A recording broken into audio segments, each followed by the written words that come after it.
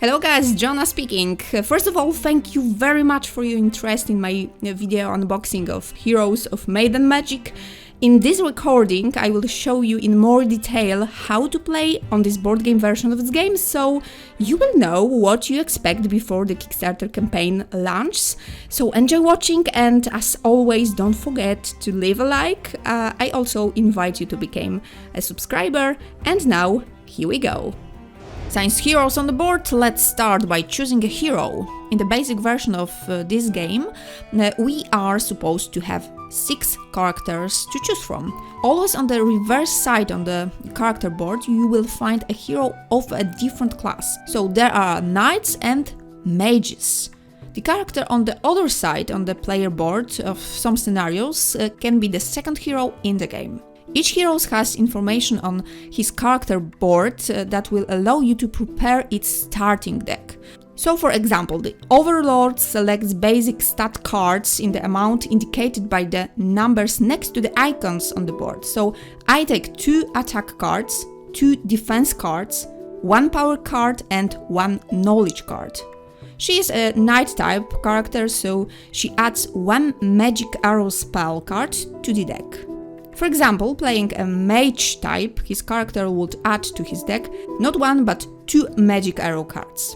Now each player adds special cards to his deck indicated on the board on that characters. I mean, in the case of Overlord, a tactics card and first level dragon card. At the bottom of the character board there is an experience track of this hero. You start at the first level, and by raising successfully you will reach more levels and disgain the bonuses assigned to them. So the limit of cards in your hand will increase, and as you can see, these black spaces with numbers indicate the moments when you will add a selected skill card to your deck by reaching for it in the corresponding deck. Above that, the symbol of 1 crown, 2 crowns and 3 crowns will allow you to use upgrade abilities from the skill cards you will play during the game. In addition, as you can see on the experience track, there are 2 spaces with a red background with number 4 and 6, and reaching this level will allow you to add character statistic cards from that level to your deck. So in my case, more dragons.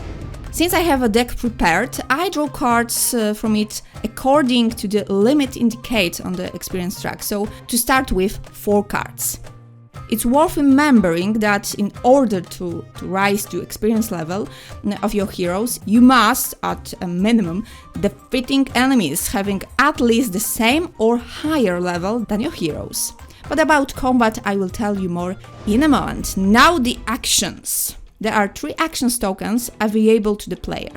In the final version, their use is expected to change a bit. You will mark actions on the city board, where in addition to details on each building arranged in some kind of panorama, you will have the effects from them are described and a resources track attached. I'm showing it now in, graphic form because there is no physical version of this board in this prototype yet. Okay, about actions. By spending a book token, you will be able to get magic card. And here you can draw 1 face-up card from the discard pile of this deck, or reach for 2 from the face-down deck, choosing 1 of them and leaving it in your hand. Next actions. The construction token will allow you to perform the action to developing a city, that is, activating the ability of the next of 7 buildings. When you build, you have to pay the required cost. It is visible at the bottom of the card. And the last action, when you spend a population token, it will allow you to perform the action of recruit units on your battle board. Okay, speaking of units. On the battle board, prepare your starting units. The ones the scenario book indicates to you. There are 3 levels on your army, with bronze, silver and gold stars. You start with bronze ones on the few units side, but you can upgrade them to a large army, lots by paying the cost and flipping the card over. Then such units usually have more attack power, health points level, defense and initiative, which determines the order in which units are activating during a combat. At the bottom of the card units, it's special ability. If you want to recruit units with a silver star, you must have a building built in your city that will give you the ability to recruit them. And the same situation is for the best units of those with a gold star. You also have to build the right building in your city to be able to recruit them. In addition, there are 3 types of units. Ground, they're those with a shield symbol. Flying ones are those with wings, and range units means those with a bow. Their type determines their range of movement and attack. So, ground ones move up to 2 spaces, flying ones up to 3 spaces and can avoid obstacles, fly over other units or walls where the battle will consist of sieging a city. Range ones shoot from anywhere and can only move up to 1 spaces after taking a shot. During my turn, I have freely changed the positions of my units on my battle board, but I can't do this before the battle. And when I recruit a unit, I will adding new, better and stronger units, but I have to remember that their limit on my combat board is 5. So when starting a game, reach for the scenario book and choose the adventure you want to play. Here you will find all the information on what and how to prepare. What quantity you select starting resources, how to set their level on your character's income board, what map tile you should use and how to arrange them on the table.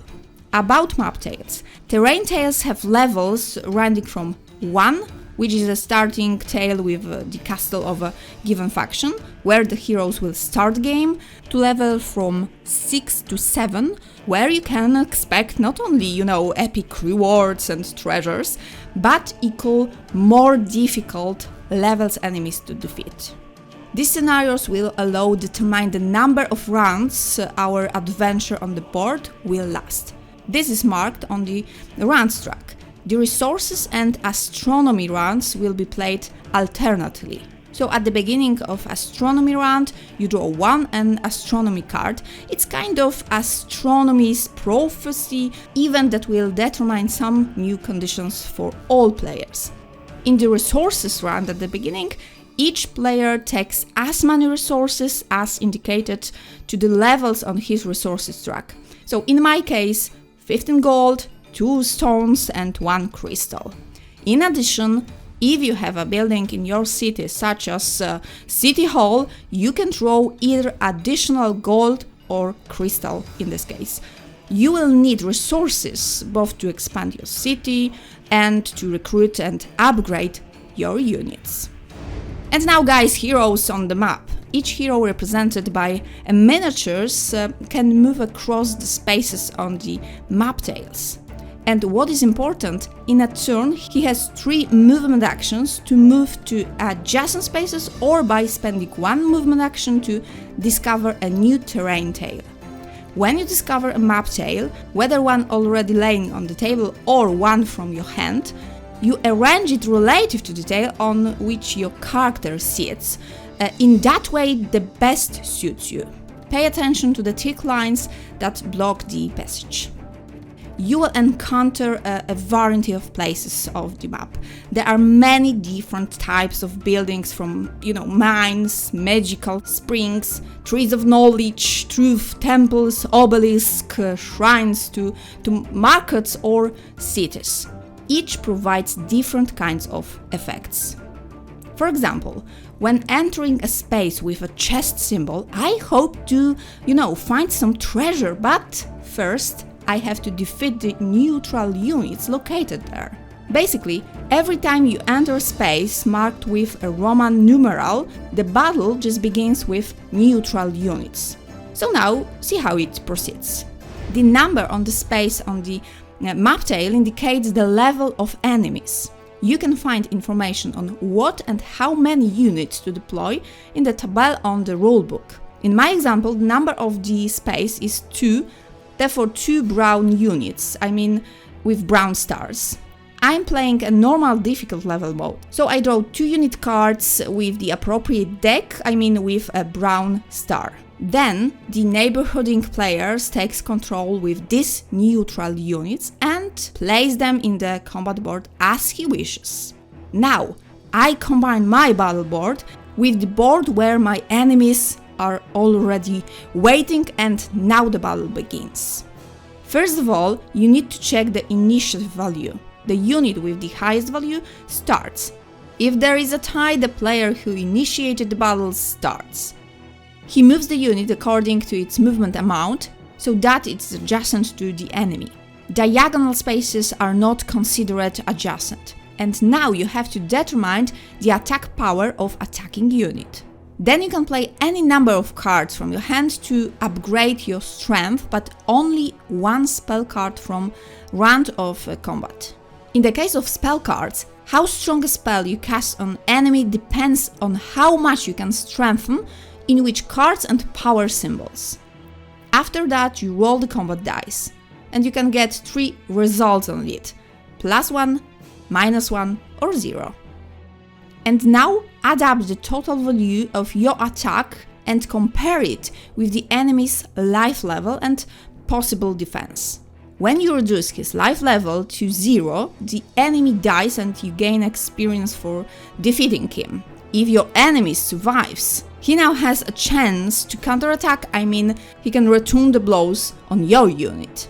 This is done in the same way like attacking, with the exception that you, as the defender, can play defense cards, I mean those with a shield or rising the life points. However, remember the limit of playing only 1 spell card per combat round. Okay, now see fast example. I upgraded my Harpy army to the Lots unit side. This unit has the higher initiative on the battle board, 9, therefore this is a first to attack. Harpies are flying units, so they move up to 3 spaces.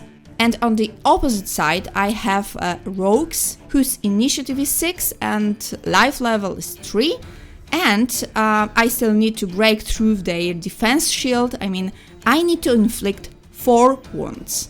Behind them stand the half-elves with stones, range units, also with initiative 6, with slightly weaker, with a life level of 3, without a shield. Both enemies activate by my troglodytes units, so it's worth it for me to kill at least 1 enemy. Okay, with the harpies, I fly up to the adjacent space with a half-elf hobbits and target them with my attack.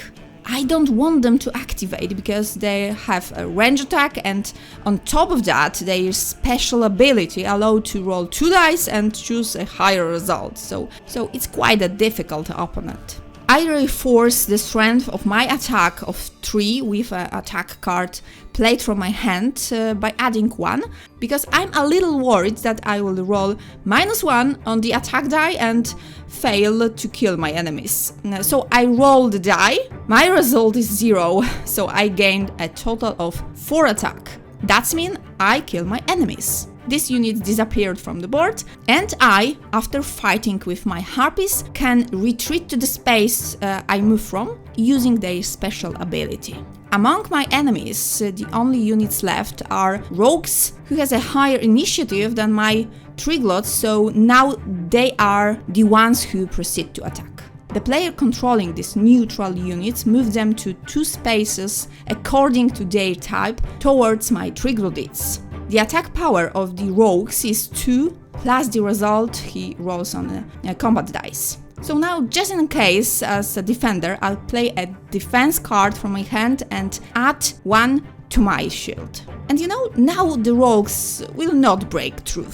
He rolled the dice. The score on the attack dice, as you can see, is +1, so it was worth playing an extra shield. They attack with a total strength of 3, of which 2 attack points I take by my shield, so they inflict 1 wound on me.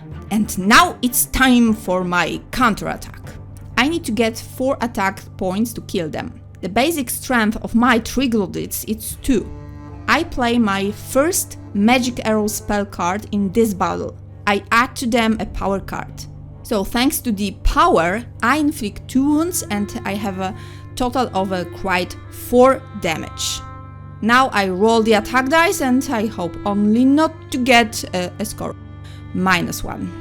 Okay, my score is 0, therefore I managed to defeat the rogues before the end of the first round of this combat. For defeating opponents of the same level as my units, I gain half a level on my experience track. So, as you can see, I gain a level 2, therefore I will take a skill cards to my hand. Because I don't like the face-up card from the discard pile, I take 2 cards from the deck and choose one of them, thus expanding my deck. Since I have defeating the enemies protecting the treasures, I can now check what was in the box, you know. In the case of the chest symbol on the space, I roll a treasure dice. My result indicates that I have found 2 resources. Which resources I take will decide by the result on the resources dice. As you can see, I managed to obtain some gold coins and building material, in this case stones. On the treasure die I could roll a star symbols, which would allow me to raise half a level of my experience, and a possible result on this die is also an artifact symbol, and then I can draw 1 artifact card from the discard pile or 2 cards drawn from the deck and choose one of them. You have to know that when you fight neutral enemies at bronze, silver and gold levels, the fight lasts only 1 round. If you don't defeat the enemies in that time, then you either have to retreat to your castle or the nearest city you control, or spend an additional movement action to continue the combat. The battle against the other heroes' units and the strongest blue enemies continues until one side wins or either enemy surrenders. The objective of a given scenario specified in the scenario book will tell you what to do to win. Sometimes it will be take control of 5 mines, and the other time you need to defeat another heroes to conquer the castle. One thing is for sure, without fights, combats, battles in this board game, you can't play. Thank you very much for watching this video. I hope now you know if this board game version of this game is a good option for you. If you enjoyed this video, it will be great if you leave a like, and you know, by joining my subscribers, you support the development of my channel, so thank you very much for this and see you next time.